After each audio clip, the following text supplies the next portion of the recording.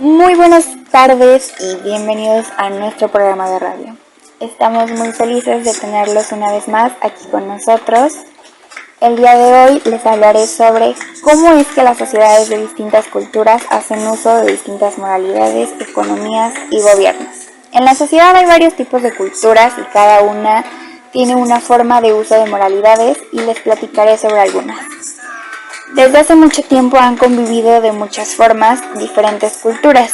Evidentemente, el hecho de pluralismo cultural no es una novedad histórica, pero un gran factor que distingue las sociedades multiculturales.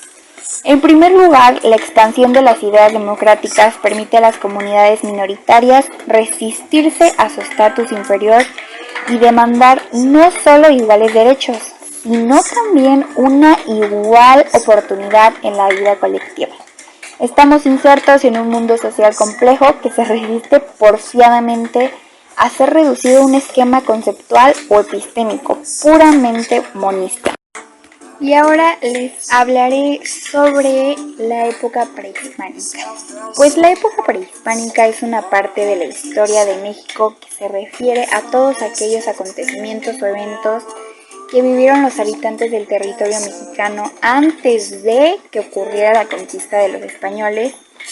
Pre es porque es antes de, e hispánica porque a España también se le conocía como Hispania, conformando así el vocablo prehispánico, antes de España. Y les voy a hablar sobre la historia del cacao. Es algo que me fascina de parte de la época prehispánica. Conocer la historia del cacao es complicado porque varios países buscan ser la cuna de esta importante semilla. Algunos dicen que se cultivó por primera vez en el norte del Amazonas, otros que en México. Sin embargo, no se puede negar que el descubrimiento de lo que fue conocido como el alimento de los dioses ha sido un parteaguas en la historia del continente americano. El nombre del cacao proviene del náhuatl cacahuatl, que significa jugo amargo. De acuerdo con la leyenda, el cacao era el árbol más hermoso en tierras prehispánicas. Incluso fue denominado en latín por el científico naturalista Carlos Linneo como Theobroma, cacao, es decir, el alimento de los dioses. A esta semilla se le atribuían ciertos beneficios, entre los que destacan saciar la sed y el hambre, otorgar sabiduría universal y poseer propiedades medicinales. Cacao en el México prehispánico. Se tiene registro de que los árboles de cacao crecían de manera natural a la sombra de las selvas tropicales hace unos 4000 años. De hecho, la cultura maya fue pionera en el cultivo del cacao, lo cual quiere decir que esta actividad tiene más de 2500 años. El uso e importancia del cacao en el México prehispánico. Asimismo, se dice que la cultura olmeca, también llamada madre de las culturas de Mesoamérica, fue la primera en preparar y saborear la textura del cacao en forma de bebida, la cual realizaban moliendo las habas de cacao para después mezclarlas con agua, especias, guindillas y hierbas. Esta técnica sería enseñada a otros pueblos originados tiempo después. A la bebida le llamaban chocojoa, solo podía ser consumida por la nobleza y los gobernantes. La importancia del cacao en el México prehispánico. Además del exclusivo de este líquido, la semilla del cacao tenía un significado importante para la cultura maya, pues simboliza vigor físico y longevidad. En la medicina se usaba como relajante, reconstituyente y estimulante, ya que la manteca del cacao era empleada como pomada cicatrizante, uso por el cual sigue siendo popular hoy en día, y no solo medicinalmente, sino también en la cosmetología. Así que ya sabemos que el cacao tenía mucho valor en esos tiempos. Y así como encontrarte un billete de 500 pesos ahorita, antes encontrarte un cacao tirado o un árbol de cacao valía demasiado. Y pues bueno, con esto cierro la historia del cacao y un poco de la época prehispánica. Ahora vayamos a un corte comercial para luego seguir con esta gran narración. Ahora te hablaré sobre las 3 etapas de la prehistoria. Una de ellas es la paleolítica. es el periodo más largo de esta etapa de la historia. Aquí se crearon las primeras herramientas de la mano de los primeros Homo, los neandertalensis y los Homo habilis. Este periodo concluye cuando el Homo sapiens se expande por todo el planeta. Otra etapa es la mesolítica. Esta etapa de la prehistoria se caracteriza por presenciar la última edad de hielo y la temperatura del planeta llegó a los niveles actuales. Al final de esta etapa aparecen los primeros asentamientos. Y por último, pero no menos importante, tenemos la etapa neolítica. Estamos en un momento muy importante de la prehistoria, porque es en esta etapa cuando se crean sistemas como la agricultura y la ganadería. Los humanos dejamos de ser nómadas para ser sedentarios y convivir en comunidad de manera estática. Y así, estas fueron las 3 etapas de la prehistoria. Ha llegado el momento de sentir la vibra, y el talento de una estrella de la radio latina. Está imponiendo un sello único y diferente. Con entrevistas, música, eventos y más. Frank Latino, con toda la actitud, llevándote por un recorrido musical a través de la isla 93.5 FM. Comenzamos. Economías. Para continuar seguiremos con las economías, la separación institucional entre Estado y economía de mercado, en tanto que rasgo característico de las sociedades. Desde el punto de vista económico, la cultura posee una dualidad. La producción cultural tiene un valor económico y un valor simbólico, y por ello contribuye al crecimiento y al desarrollo económico. El primero se manifiesta por su contribución al Producto Interno, al empleo y el ingreso. El segundo porque sus valores simbólicos aportan bienestar social, aprendizaje, propiedad intelectual a través del valor creativo y simbólico que genera.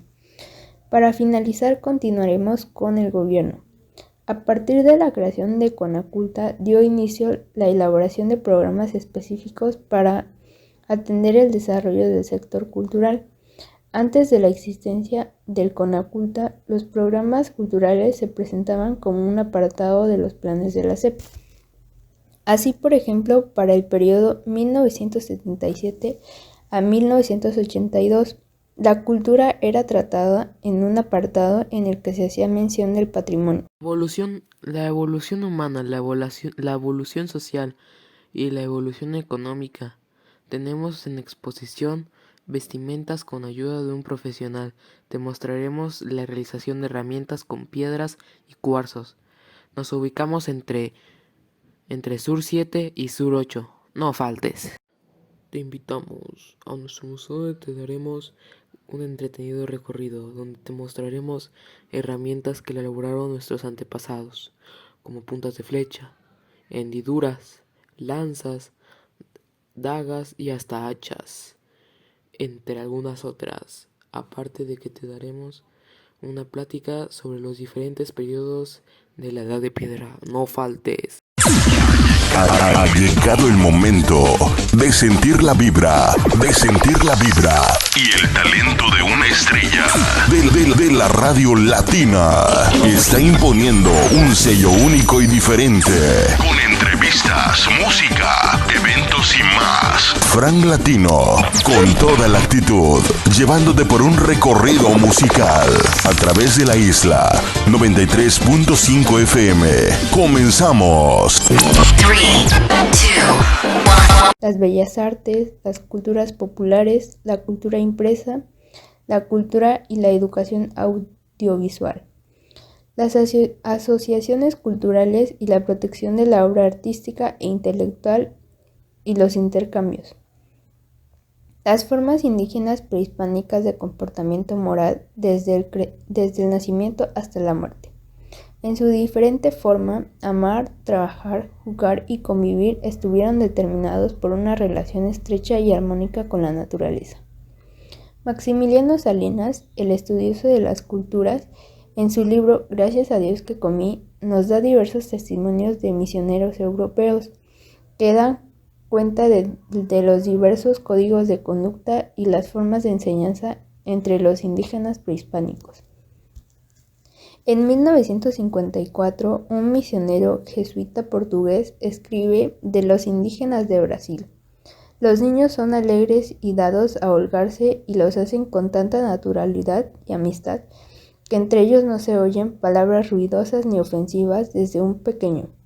Los padres le enseñan a bailar y cantar. Tienen muchos juegos típicos que realizan con mayor fiesta y alegría que los niños portugueses. Las relaciones sociales indias se regulaban durante el Código de Reciprocidad. Una metáfora concreta de esta economía de la reciprocidad es la fiesta guaraní. El intercambio de bienes, sea de consumo o de uso, se rige por el código de distribución igualitaria según el cual la obligación de dar supone a la obligación de recibir y recibir se torna obligación de dar. De ahí el prestigio de quien sabe dar y la alegría de quien sabe recibir, en términos de reciprocidad mutua. En Cristóbal Colón encontramos testimonios de la vida moral de los indígenas en su carta a Luis de Satange en 1493. Ellos son tan sin engaño y tan liberales de lo que tienen, que no lo creía sino el que lo viese. Ellos de cosa que tenga, pidiéndoselas, jamás dicen que no. Antes convidan la persona con ello y muestran tanto amor que darían los corazones.